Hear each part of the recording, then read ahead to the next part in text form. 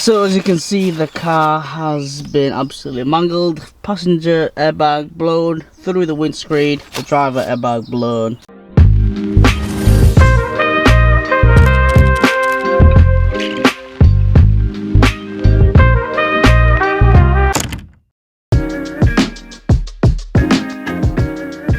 It's only been weeks since I've received delivery of my crashed MX5, and we have done a lot already. This was a little project of mine, and I wanted to take on a challenge and also introduce something a little different to the channel. You probably already know by now, I am not a mechanic. A lot of the things that I do are self-taught and a lot of looking in YouTube. I took a big risk on this Category S MX5 from Copart, and even though it was a run and drive, I still didn't know how bad the damage was. That until I took the bumper off, and luckily that risk paid off, because the damage was only contained on the crash bar. I definitely was not wasting any time, as we still have a lot to do. This is the bit which I am definitely dreading, but at the same time I am excited to take on the challenge. This is definitely an unknown territory to me, but just before we deal with the interior, let's go and deal with the front bumper first.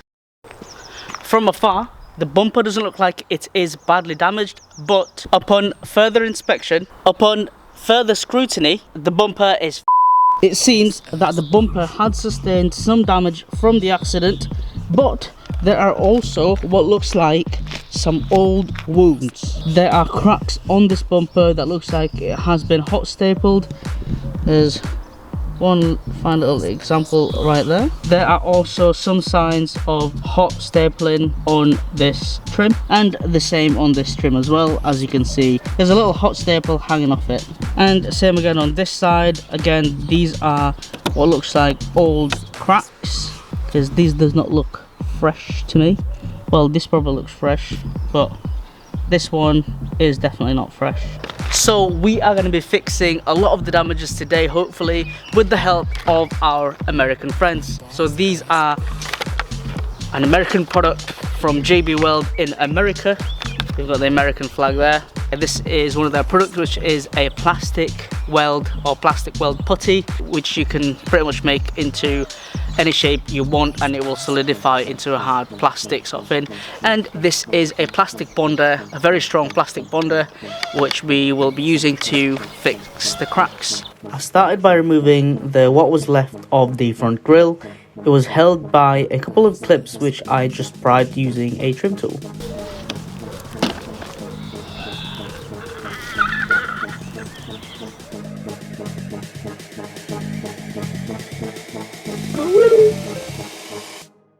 Boss ass bitch.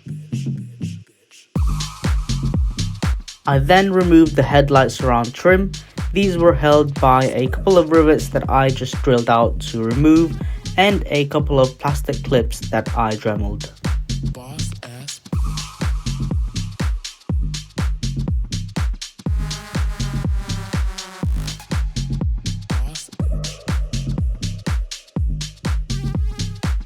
Headlight trims are now removed, one there and another one there.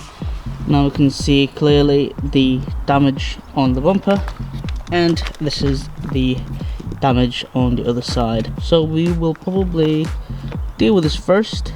I did wonder, there's screws on this side, and there's also screws on here with a broken plastic. I'm not quite sure what went on here. If you know what is on there, please let me know in the comments below. boss ass bitch. To fix the damages on the bumper, I decided to combine two methods.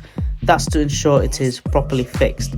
I put the plastic bonder in between the cracks, and then I fixed it into place using a plastic welder. And then I added some more plastic bonder on top. I'm not quite sure if this is the proper way to do this, but I thought this would work. Doesn't that look so much better already? So this bit was completely off, and it actually feels so much sturdier now, like it was never there. I did this bit as well. Plastic bonder this bit because this was split. This, now the headlight because that was cracked. this because that was also cracked. Put a new piece on there and plastic welded this, and plastic welded this as well. So we have done quite a bit already. I also plastic welded the headlight surrounds because obviously one of the bits was snapped off. There's also a bit of a crack on here where the rivets go, so that's also been plastic welded and plastic bonded. All we need to do now is obviously remove all the metal bits and sand down the excess plastic bonder. And removed all the bits we did. I used a sharp cutter to remove the excess metal from the hot staples. Trust me, there was a lot of them. I then used our trusty Dremel to grind down the rest. The last bit that we need to deal with then is this. I found this part slightly challenging as it seems to have been pushed out from the accident. I decided to use a heat gun to soften the plastic and pretty much mold it into its old shape.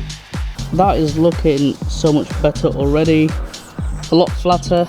Once that is painted, we shouldn't be able to see any remnants of that at all. I've also just sanded a few stone chips that are on here. I just need smoothing in. Yeah, there was a crack here as well. That's all nice and smooth. A few damages here, but yeah, should be looking good. So I am just going to finish sanding a few of the bits, and then the front bumper should be ready for repainting. And now I think it's finally time to deal with the interior. I have been putting this off for a while. There's a lot going on in here which I am not very familiar of. To give me a little workspace, I started by removing the seats, but it wasn't long until we came across our first problem. Bruh. The driver's side bolts are giving me great difficulty. So I'm going to try the passenger side, see if we are going to get some more luck on that side. The passenger side seat was a lot more cooperative. The 4 bolts came out with no hitches. I just had to unclip a few electrical connections underneath, and then I was able to fully pull it out. And because I couldn't remove the driver's side seat, I had to keep going. So I moved on to removing the airbag and the steering wheel. The underside of the steering wheel has 2 rubber hole covers which you just pull off to give you access to the 2 bolts holding the airbag. And once those bolts are removed, voila! The airbag comes off. Again, a few connectors need to be unclipped before you can fully pull it out. This is our airbag situation right now. So I've managed to remove the top clip up here, which sits kind of like that, but I think that's actually melted because it's blown. So I don't know, do I just take it all off? We'll see.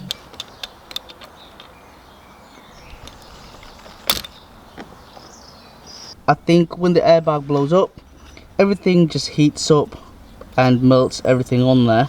I was thinking we might need to get a new wiring. So there's a burn there, but that's actually protected the wire, so that's not too bad. But I've been thinking we might need to get a new clip because that's melted it, but I don't know if we can get away with it or not.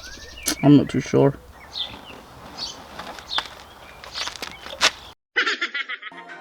The steering wheel can now then be removed using a 21mm socket, but before I took it fully off, I marked the center point with a marker and then gave it a little tug.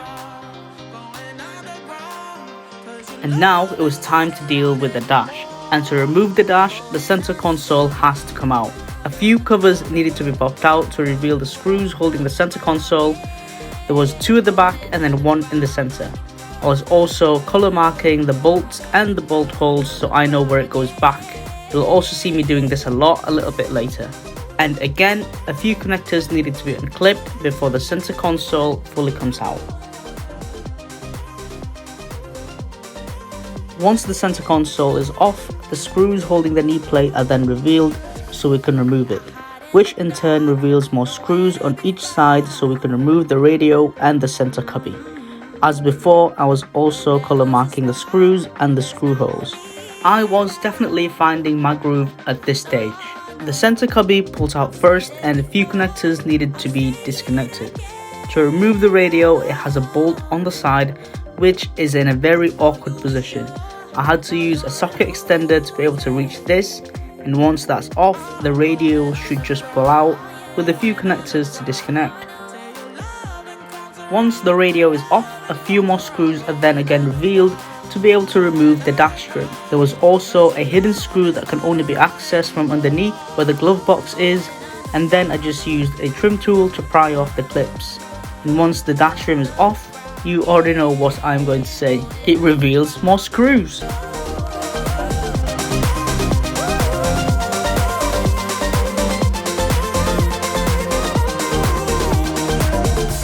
So we have pretty much almost removed everything on the dash, but I have a slight problem. So my problem is I don't really want to take the whole dash off because there's nothing wrong with it, and I think it's just going to cause more problem. If we can get away with just changing the top half of the dash, that would be absolutely perfect. I don't really want to take the whole thing off because that's going to be a big job. So this is what I mean. This is just the top half. I feel like we can probably take that off, hopefully. Thinking that I could just remove the top half of the dash, I started to remove the screws that were visible to me, and in search of more screws I had to remove the steering column cover, and then I also removed the instrument cluster. I then decided to also remove the passenger airbag to see if there was any more screws holding it from underneath. That was held by 2 screws and 2 bolts, which helped loosen the dash. The top half of the dash would now feel loose, but there were certain areas that would still feel fixed. I was getting really frustrated at this point. I was running out of options and I could not figure out where and how to get to the screws. At this point I'm thinking accept defeat and that we will need to take the whole of the dash off.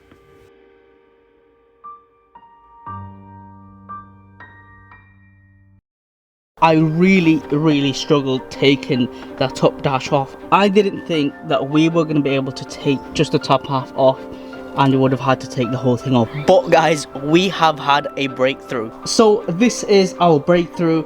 So I actually bought a whole new dash replacement, and it seems that on the side there's some screws I think that we just need to take off, and also the same on the other side as well. I think those screws live somewhere here. So to access the screws on the side, it seems that we need to take the A-pillar covers off and also the sun visor, which kind of works because this sun visor has snapped and we can just, I guess, replace that at the same time. To remove the A-pillars, the 2 roof latches needs to be removed. That is held by 2 Torx screws each, and the sun visor is held by a Torx screw, 1 on each side. And there is the screw that we need to remove. Once the Torx screws are removed, the sun visor just unclips and the light connector needs to be disconnected.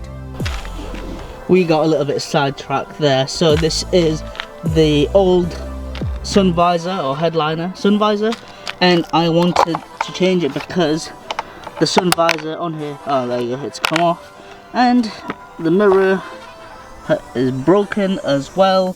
Once the screws behind the A-pillars was removed, the top dash was almost removable. Keyword, almost. So it seems that on the back end of the dash where the air duct is, there is a screw from behind that you can only access by removing the whole thing. I don't really want to do that, so I had a look. It seems that you can just cut that screws in because it's got a clip next to it as well. That screw holder doesn't really matter as such. So that's what I've just done just now, and I'm gonna do the one in the middle and one on the left hand side as well.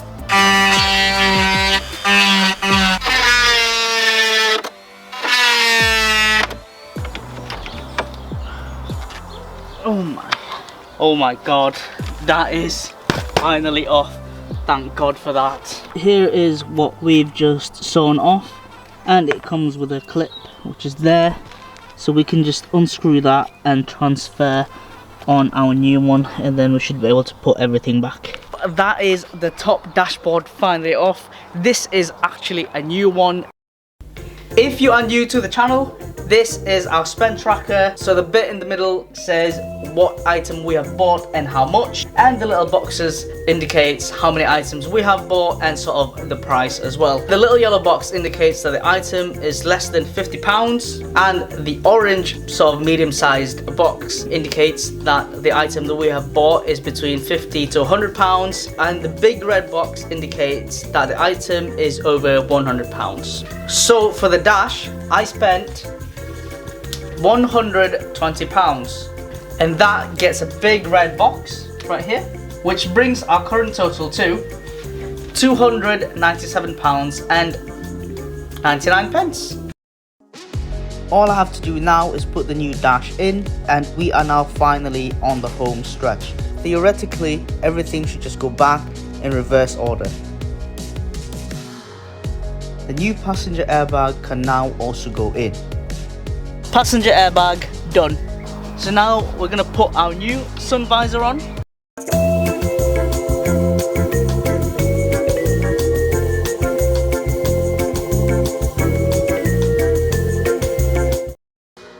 So it is now just a case of putting everything back. The new sun visor goes on, followed by the A-pillar covers and the roof latches, the right hand side and the left hand side. The instrument cluster can now also go back in, and the dash trims can now also be put back into place. And then I moved on into putting the center cubby back, followed by the radio, ensuring all of the electrical connectors are connected properly. Having every screws and screw holes color coded really made my life so much easier. Before we actually get into installing these, I have actually purchased a replacement. I didn't even know these were called gaiters. These are looking very run down. So I got these from eBay in a suede Alcantara finish.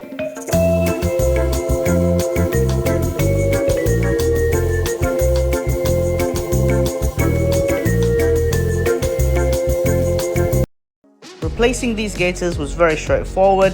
Everything was just held by a couple of screws and clips. I also gave the center console a bit of a clean just before I put the new ones on. And that's it. It's looking so much better. I'm probably going to repaint this ring here into a gloss black, but other than that, for now, that is looking so much better. So yeah, let's go and put that on the car. So the steering wheel comes with this clock spring. It allows the steering wheel to obviously spin it 360 while still being connected to the electricals. Because this has blown, the connector to the airbag is melted, and also the wiring has melted as well. So I have actually bought a new one here. I got this clock ring from eBay for $24.99.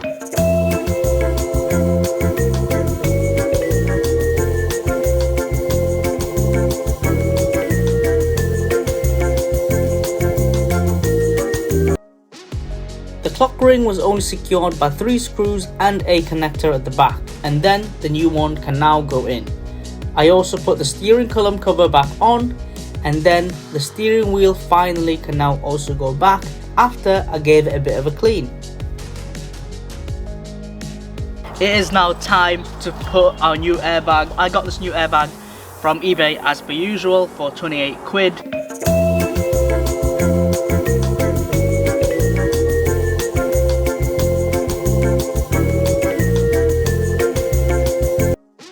The brand new airbag can now also go in, and the driver's side is now looking complete. And for the final piece, the middle console with the new gaiters can now also be put back.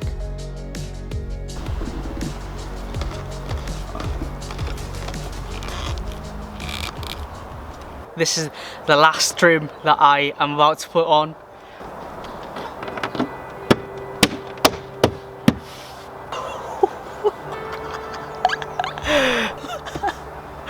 We have actually done it. It is honestly so nice seeing the car's dash fully back, no blown airbags.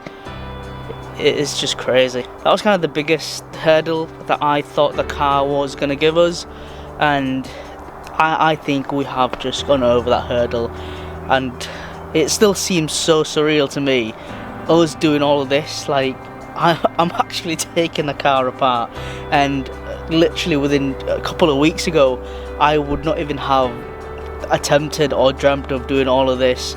But yeah, I'm just mind blown, really.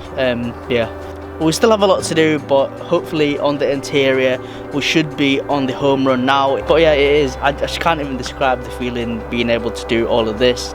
Although all of this looks so stressful, I am actually enjoying the whole process. I think we are going to end the video there. I hope you have enjoyed watching part 3. Thank you so much for watching. And please, if you haven't already subscribed, please click that subscribe button, drop a like and drop a comment. It would mean a lot for the channel, and I appreciate you guys from getting this far. Thank you so much for watching, and I'll see you on the next one. Also, by the way, that was where I put all the screws, and we have no loose screws. Everything, all the screw has been put back in the car. That's for the seats, that's the seat bolts. But yeah, look at that. Got a little stool here.